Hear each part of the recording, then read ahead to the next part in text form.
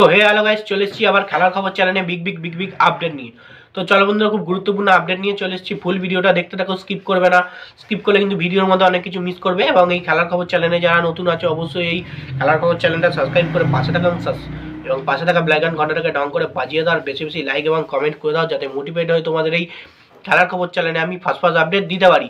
তো চলো বন্ধুরা, ফার্স্ট যে আপডেটটা নিয়ে কথা বলবো, খুব গুরুত্বপূর্ণ একটা আপডেট তোমাদেরকে শেয়ার করতে চলেছি। সেটা হচ্ছে মোহনবাগান শিবিরের প্লেয়ার জেসন কামিংসকে নিয়ে। তো মোহনবাগান শিবিরের প্লেয়ার জেসন কামিংস কিন্তু একটা বড় সড়ো মন্তব্য করলো। তো ব্যাপারটা হচ্ছে, কালকের বিএফসি ম্যাচ নিয়ে কিন্তু বড় সড়ো মন্তব্য করলো জেসন কামিংস। বললো এই ম্যাচ আমাদের জিততেই হবে, এই ম্যাচ আমরা জান প্রাণ দিয়ে লড়বো, কারণ এই ম্যাচের জয়টা অবশ্যই দরকার। এই ম্যাচে যদি আমরা কোনো রকমভাবে হেরে যাই কিন্তু লিগ শিল্ডের দৌড় থেকে অনেকটা পিছিয়ে পড়বো। এবং এই ম্যাচ যদি আমরা জিতি তাহলে অনেকটাই আমরা লিগ শিল্ড চ্যাম্পিয়নের দিকে অনেকটা এগিয়ে যাব বললে চলে। লিগ শিল্ডটা পুরোপুরি আমরা কিন্তু শিল্ড করে নেবো।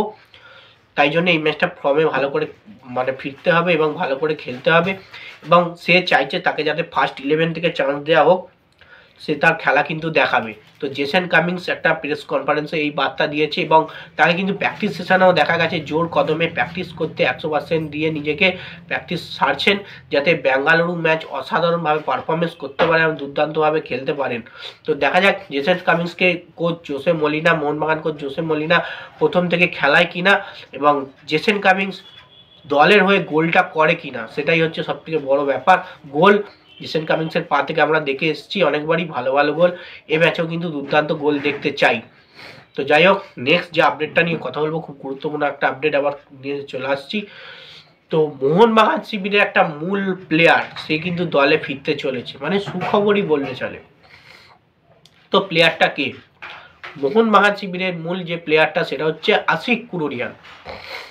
যেটা খবর সূত্রে শোনা যাচ্ছে, আশিক কুরুনিয়ান কিন্তু চোট থেকে পুরোপুরিভাবে অনেকটাই মুক্ত হয়ে গেছেন। এবং যেটা জানা যাচ্ছে বিএফসি ম্যাচ মানে গতকাল ম্যাচে কিন্তু গতকালের ম্যাচে কিন্তু সোমবারের ম্যাচ, গতকাল রবিবার আছে, রবিবার খেলা নেই, 27 তারিখ সোমবার বেঙ্গালুরুর সঙ্গে মোহনবাগানের খেলা। এই ম্যাচে কিন্তু আশিক কুরুনিয়ান কিন্তু দলে ফিরতে চলেছে মোহনবাগান শিবিরে, এবং মোহনবাগানের সঙ্গে টিমের সঙ্গে অবশ্যই থাকবেন। এবং ব্যাপারটা হচ্ছে ফার্স্ট 11-এ কিন্তু আশিক কুরুনিয়ান নাও থাকতে পারে, তাকে কিন্তু রিজার্ভ বেঞ্চে বসিয়েও রাখতে পারে। এবং সেকেন্ড হাফে কিন্তু যেমন আশিক কুরুনিয়ানকে নামিয়ে খেলাচ্ছিল coach Jose Molina Liston Colaco বা মনবীর সিং এর জায়গায়, তো সেক্ষেত্রে কিন্তু এই বেঙ্গালুরু ম্যাচে কিন্তু এরকমই হতে চলেছে। তো আশিক কুরুনিয়ানকে আমরা দেখতে পাবো হয়তো সেকেন্ড হাফে। এটাই কিন্তু খুশির খবর যে আশিক কুরুনিয়ান দলে কিন্তু যোগ দিচ্ছেন এবং তার চোট সারিয়ে সে কিন্তু আবার দলে যুক্ত হচ্ছেন। এবং কতদিন আবারও দলে কন্টিনিউ করতে পারে সেটাই হচ্ছে ব্যাপার। আবারও যদি চোট পায়, বারেই চোট পাচ্ছেন, আবারও যদি চোট পায় তাহলে কিন্তু মোহনবাগান শিবির থেকে আবারও ছিটকে যাবেন। তো চাই, ঠাকুরকে ডাকি, সবাই ডাকো যারা মোহনবাগান সমর্থক আছো, যে আশিক কুরুনিয়ান যাতে আর চোট না পায়, যাতে পুরো এই মৌসুমটা পুরো খেলতে পারে আশিক কুরুনিয়ান মোহনবাগান শিবিরের জার্সি গায়ে। তো যাই হোক, নেক্সট যে আপডেটটা নিয়ে কথা বলবো, খুব গুরুত্বপূর্ণ একটা আপডেট তোমাদেরকে শেয়ার করছি মোহনবাগান শিবিরের কোচ জোসে মলিনাকে নিয়ে। মোহনবাগান শিবিরের কোচ জোসে মলিনা কিন্তু বিএফসি ম্যাচ নিয়ে কিন্তু প্রচুর পরিমাণে চিন্তায় পড়েছেন। তো বিএফসি ম্যাচের চিন্তা মানে চেন্নাই ম্যাচে যে প্লেইং 11 নামিয়েছিল সেই প্লেইং 11 কিন্তু কোনো রকমই সলভ হয়নি। এবং এর আগে যে প্লেইং 11 সে নামাতো মনবীর সিং এবং লিস্টন কোলাসকে ফার্স্টে দিয়ে, তাও কিন্তু খুব একটা যে তার প্ল্যান ঠিকঠাক হতে তা কিন্তু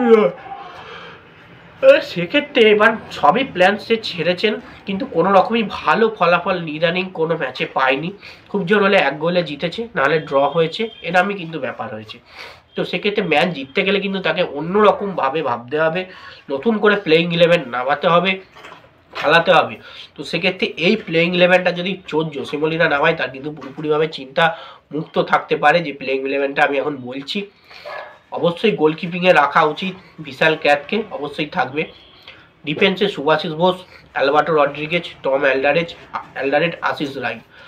এবং প্রথম থেকে মিডফিল্ডে কিন্তু আমি চাই গ্রেগ স্টুয়ার্টকে খেলাক, গ্রেগ স্টুয়ার্ট থাক, এবং তার সঙ্গে সামনের দিকে জেসন কামিংসকে খেলাক, এবং দু সাইড দিয়ে কিন্তু একদিকে মনবীর সিং, একদিকে লিস্টন কোলাসো, এবং মিডফিল্ডে অবশ্যই তার সঙ্গে গ্রেগ স্টুয়ার্টের সঙ্গে অবশ্যই আপুয়া লাল থেকে দরকার, এবং সাহাল আব্দুল সামাদ।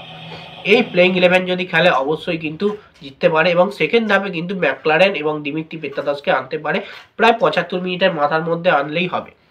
তাহলে কিন্তু চিন্তামুক্ত হতে পারে কোচ জোসে মলিনা। তো যাই হোক, এই আপডেট ছিল। ভিডিওটা যদি ভালো লেগে থাকে লাইক কমেন্ট শেয়ার সাবস্ক্রাইব করে পাশে থাকা। চলো বন্ধুরা, নেক্সট ভিডিও আবার দেখা হচ্ছে।